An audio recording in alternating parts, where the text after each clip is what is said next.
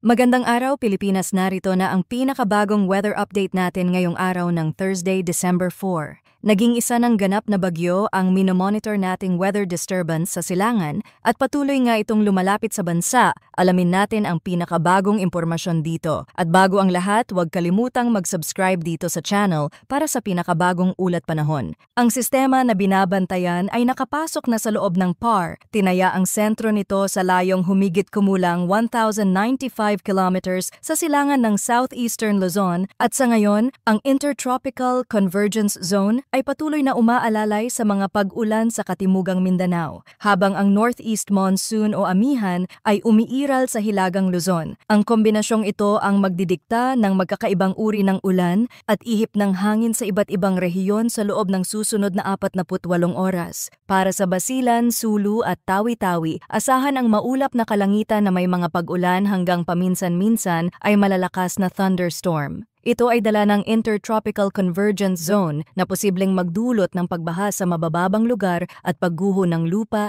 sa gilid bundok. Sa Cagayan Valley at sa buong Cordillera Administrative Region, uulan din dahil sa Northeast Monsoon. Ang karakter ng ulan dito ay madalas pino at tuloy-tuloy. Ang ganitong setup ay pwedeng magpataas ng water level sa mga sapa at ilog kahit hindi bumabagyo. Para sa Aurora, Quezon at Camarines Norte, asahan ang maulap na langit na may mga pag-ulan at thunderstorm dahil naman ito sa shear line kung saan nagbabanggaan ang magkaibang uri ng hangin. Posibleng may panandali ang malalakas na buhos sa hapon at gabi kaya magplano ng biyahe sa oras na mas banayad ang panahon. Sa Ilocos Region at natitirang bahagi ng Central Luzon, magiging bahagyang maulap hanggang maulap ang kalangitan na may pasulpot-sulpot na mahihinang ambon dahil pa rin sa Northeast Monsoon. Para sa Metro Manila at natitirang bahagi ng bansa, partly cloudy to cloudy na langit na may mga pag-ulan o thunderstorm ang inaasahan dahil sa localized thunderstorms. Karaniwang pattern ang maaliwala sa umaga at maulap-maulan sa hapon hanggang gabi kapag uminit ang lupa at nagkaroon ng sea breeze convergence sa Kalakhang lungsod. Ngayon, tumungo tayo sa inaasahang kilos ng papalapit na sistema batay sa pinakabagong datos. Inaasahang kikilos ito pakanluran, hilagang kanluran sa susunod na mga araw. At posible itong maglandfall sa Eastern Visayas sa bukas ng umaga ng Friday, December 5. Tatahakin nito ang buong Kabisayaan, mahahagip ng kaunti ang Southern Luzon, Mindoro at Northern Palawan bago makarating sa West Philippine Sea sa Monday or Tuesday. Dahil malayo pa ito, marami pang pwedeng magbago sa direksyon at lakas nito,